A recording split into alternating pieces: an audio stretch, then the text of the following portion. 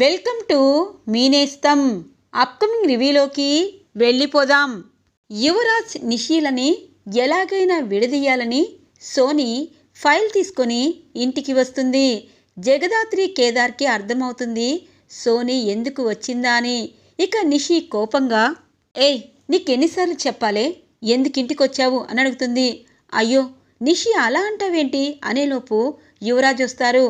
ఏంటి నిషి ఇలా ప్రవర్తిస్తున్నావు? సోనీ జగదాత్రి మనిషిని నువ్వు చెప్పావు, కానీ కాదు, జగదాత్రి మనిషి ఫస్ట్, ఇప్పుడు మన మనిషి, తను మారిపోయింది అని అంటారు యువరాజ్. ఇక జగదాత్రి కేదార్కి ఏమీ అర్థం కాదు. యువరాజ్ ఏం మాట్లాడుతున్నావు, సోనీ మా మనిషి ఏంటి అని చెప్పి అంటూ ఉంటుంది. ఇదంతా మీకు అవసరం లేదు, ఎందుకంటే సోనీ మంచిది.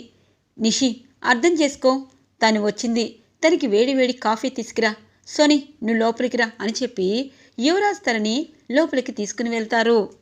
నిషి కోపంతో రగిలిపోతూ ఉంటుంది. ఇక జగదాత్రి కేదార్కి ఏమీ అర్థం కాదు. నిషి అది కాదు అనేలోపు, ఇదంతా నీ వల్లే, ఆ సోనీని యువరాజ్కి అనగానే నీ చెప్పేది విను అని అంటూ ఉంటుంది. ఇక జగదాత్రి, చూడు జగదాత్రి, నువ్వు చెప్పేది నేను వినను, నువ్వే ఇదంతా చేశావు. ఇప్పుడు సోనీకి యువరాజ్ కాఫీ తీసుకురమ్మన్నాడు, ఆ కాఫీలో నేను కలిపే కారానికి అది విలలాడిపోతుంది అని చెప్పి నిషి కాఫీలో కారం కలుపుతుంది. కరెక్ట్గా అప్పుడే వచ్చిన ఆదిలక్ష్మి ఆ కాఫీ తీసుకొని ఇక ఎంత చెప్పినా వద్దు అని చెప్పి ఎంత బ్రతిమలాడుతున్నా తను మాత్రం ఆ కాఫీని తాగేస్తుంది. కాఫీ తాగగానే పొట్టలో గుడగుడగుడలాడుతూ ఇక తల్లడిల్లిపోతూ ఉంటుంది. ఇక సోని అనుకుంటుంది, నాకు ఇవ్వాలనుకున్న కాఫీ ఆవిడికి ఇస్తావా? నిషి నీ పని చెప్తానుండు అని చెప్పి సోని అనుకుంటూ ఉంటుంది. ఆదిలక్ష్మి కోపంగా, అమ్మా కౌశికి, అత్తగారికి మర్యాద లేనిది మర్యాదలు ఇవ్వని ఓ కౌశికి అని చెప్పి కావాలని వెటకారంగా పిలుస్తుంది. ఏంటత్తయ్యా అనగానే, చూసావా నీ పిన్ని అలాగే మీ తోడికోడళ్ళు వీళ్ళందరూ కలిసి నా మీద పగబట్టారు, కనీసం కాఫీ చేయమని ఇందాకటి నుండి అడుగుతూ ఉంటే కాఫీలో కారం కలిపి నన్ను చంపాలనుకుంటున్నారు అని చెప్పి అంటూ ఉంటుంది. ఒక్కసారిగా అందరూ షాక్ అవుతారు. ఇటు వైజయంతి, నిషి, అందరూ ఇక ఆదిలక్ష్మికి కాఫీ ఇచ్చినందుకు వాళ్ళు బాధపడుతూనే ఆ కాఫీ ఆ సోని తాగితే బాగుండేది అని చెప్పి అనుకుంటూ ఉంటారు. ఇక కౌశికి ఏమీ తెలియకపోవడంతో, మీ కాఫీలో కారం ఎందుకు కలుపుతారు అని చెప్పి అడుగుతూ ఉంటుంది. వదిన, ఆ కాఫీలో కారం కలిపిన మాట వాస్తవమే, కానీ అది ఆదిలక్ష్మి పిన్ని గారి కోసం కాదు, అదిగో ఆ సోనీ కోసం అని చెప్పి అంటూ ఉంటుంది నిషి. ఇక కౌశికి, ఏంటి నిషి చిన్నపిల్లలా, ఏమైంది నీకు? సోనీ ఫైల్ తీసుకుని వచ్చినట్టుంది అనగానే, అవును మేడం, ఫైల్పై సంతకం చేయడం కోసం యువరాజ్ గారిని కలవడానికి వచ్చాను, కానీ ఈ కుటుంబం ఇంకా నన్ను ఒక శత్రువుని చూసినట్టే చూస్తుంది అనగానే, సోనీ ముందు నువ్వు వెళ్ళి యువరాజ్తో ఫైల్పై సంతకం చేసి అలాగే ఏదైనా డౌట్స్ ఉంటే క్లియర్ చేసుకో అని చెప్పి అంటుంది కౌశికి. ఇక నిషి వైపు చూస్తూ అక్కడి నుండి సోనీ వెళ్తుంది. ఇక యువరాజ్, సోనీ సారీ, నిషికి నీ మీద ఇంకా కోపం పోనట్టుంది, నేను తన కోపాన్ని తగ్గిస్తాను, నేను నీకు వేడివేడి కాఫీ అనగానే, వద్దు సార్, ఏం పర్వాలేదు, ఎవరేమనుకున్నా మీరు నన్ను అర్థం చేసుకున్నారు, అది చాలు అని అంటుంది సోనీ. ఇక కౌశికి జగదాత్రి కేదార్తో అంటుంది, అత్తయ్యకి హెల్త్ బాగాలేదన్నారు కదా, ఇప్పుడు ఆ కాఫీ తాగితే అనగానే, అబ్బబ్బబ్బో ఎంత ప్రేమో, నీ వాళ్ళంతా నా ప్రాణాలు తీయాలనుకుంటున్నారు, వాళ్ళకి ఏమీ చెప్పకుండా ఇప్పుడు ఇలా మాట్లాడుతున్నావేంటి కౌశికి అని అంటుంది ఆదిలక్ష్మి. అయ్యో పిన్నిగారు, నిజం చెప్పాలంటే ఇంటిల్లిపాది కాఫీ తాగొద్దని మిమ్మల్ని ఎంతగానో బ్రతిమలాడాము, కానీ మీరే వినకుండా కాఫీ తాగారు, నేను కాఫీ తీసుకొస్తానని కూడా అన్నాను, అలాగే అత్తయ్య గారు కూడా మీకు వద్దని చెప్పారు, కానీ మీరే బలవంతంగా తాగి ఇప్పుడు మాపై నిందలు ఎందుకేస్తున్నారు అని చెప్పి అంటూ ఉంటుంది జగదాత్రి. ఎవరికైనా అంత కారం కాఫీ ఎందుకు ఇవ్వాలి అనగానే, ఇవ్వాలి, ఎందుకంటే కొంతమంది ఇంటిని నాశనం చేయాలనుకుంటారు, అలాంటి వారికి వేడివేడి కాఫీలో చేతులు ముంచడం, వేడివేడి కాఫీలో కారం కలపడం చేస్తేనే బుద్ధొస్తుంది అని అంటుంది ఇక జగదాత్రి అమ్మో ఈ ఇంట్లో నాపై కుట్ర ఉంది అని చెప్పి వెళ్ళిపోతుంది ఆదిలక్ష్మి. ఇక కౌశికి నిషి నువ్వు చూస్తున్నది వింటున్నది అలాగే నువ్వు అనుకున్నది తప్పు సరేనా అని చెప్పి వెళ్ళిపోతుంది కౌశికి. ఏంటత్తయ్య వదిన ఇంత అమాయకురాలు, తన భర్తని విడిచిపెట్టి ఎలా ఉంటుందో నా కళ్ళ ముందే అది చూడు ఎలా వయ్యారలిపోతుందో అని అంటూ ఉంటుంది. ఇక జగదాత్రి కేదార్ కూడా చూస్తూ ఉంటారు.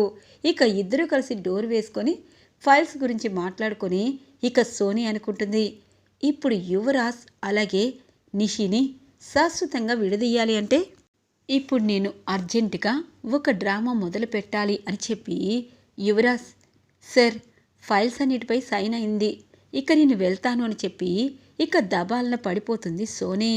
కావాలనే నిషి వాళ్ళు తన్ని గమనిస్తున్నారని తెలుసుకుంటుంది. ఇక యువరాజ్ అయ్యో సోని అని పట్టుకోగానే అయ్యో సార్ నా నడుం బెనికిపోయింది, నన్ను కొంచెం జాగ్రత్తగా చైర్పై తీసుకువెళ్ళండి అని అంటుంది. ఇక సోనీని జాగ్రత్తగా చైర్లో కూర్చోపెడతారు యువరాజ్. ఇక తన చేతికి అమృతాంజనిచ్చి ఇక్కడ చాలా పెయిన్ ఉంది సార్, నేను ఇంటి దాకా నడవలేను అనగానే ఇక యువరాజ్ తన నడుముకి ఇక బామ్ రాస్తూ ఉండగా తలుపు బద్దలు కొట్టుకొని ఇక నిషి అలాగే జగదాత్రి కేదార్ లోపలికి వస్తారు. యువరాజ్ ఏం చేస్తున్నావు, నువ్వు చేస్తున్నది నీకేనా అర్థమవుతుందా అని చెప్పి యువరాజ్ చెంప పగలు కొడుతుంది నిషి. నిషి అని చెప్పి యువరాజ్ నిషి చెంప పగలు కొడతాడు. హబ్బా నేను అనుకున్నది అనుకున్నట్టు జరిగింది నిషి అని అంటుంది. ఛీ అని చెప్పి ఇక సోని చెంప పగల కొడుతుంది.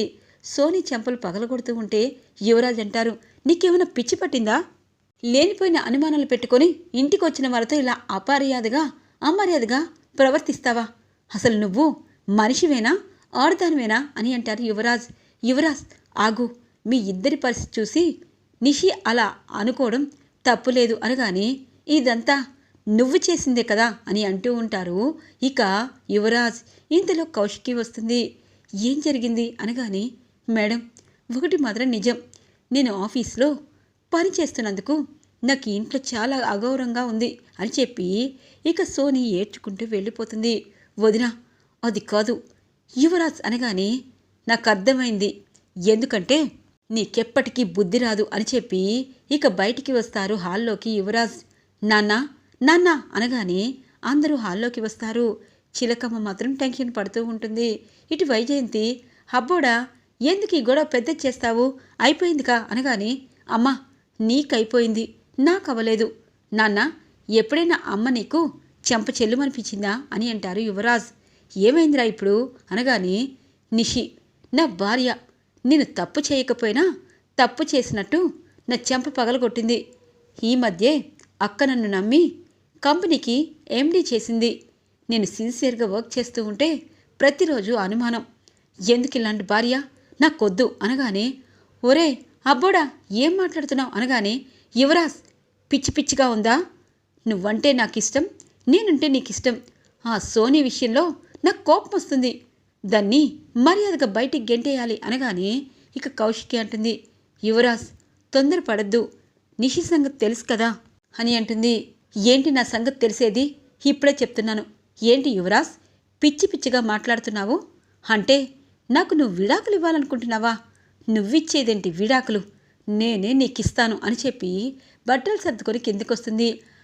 నిషి ఆగు నిషి, ఏంటి పిచ్చి పని అని అంటుంది జగదాత్రి. ఏ పిచ్చి పని కాదే, ఈ ఇంట్లో ఎవరేమన్నా తుడుచుకుంటూ పోయే రకాన్ని కాదు, ఏ మగవాడే విడాకులు ఇవ్వాలా, ఆడదివ్వలేదా, యువరాజ్ ఆ సోనీ మత్తులో ఉన్నాడు, ఇప్పుడు భార్య మాట ఇంటి మాటలు అవసరం లేదు, నాకు ఇలాంటి భర్త అవసరం లేదు అని చెప్పి ఇక ఎవరు చెప్పినా వినకుండా ఇక నిషిక తన పుట్టింటికి లగేజ్ తీసుకొని వెళ్ళిపోతుంది. ఇక కౌశికి అలాగే వైజయంతి అందరూ షాక్ అయిపోతారు. వదిన మీరేమీ కంగారు పడద్దు అని చెప్పి ఇక జగదాత్రి అంటుంది. నిషిని ఇక్కడికి తీసుకొచ్చే బాధ్యత నాది, యువరాజ్ నువ్వు కూడా మారాలి, సోనీ మీ ఇద్దరి జీవితంతో ఆడుకుంటుందని ఎంత చెప్పినా అర్థం కాలేదు అనగానే మీరు ఎంత చెప్పినా సోనీని నమ్ముతాను, నిషికి అంత కోపం అయితే అంత పట్టుదలైతే నేను కూడా తనకి విడాకులు ఇస్తాను అని చెప్పి వెళ్ళిపోతారు యువరాజ్.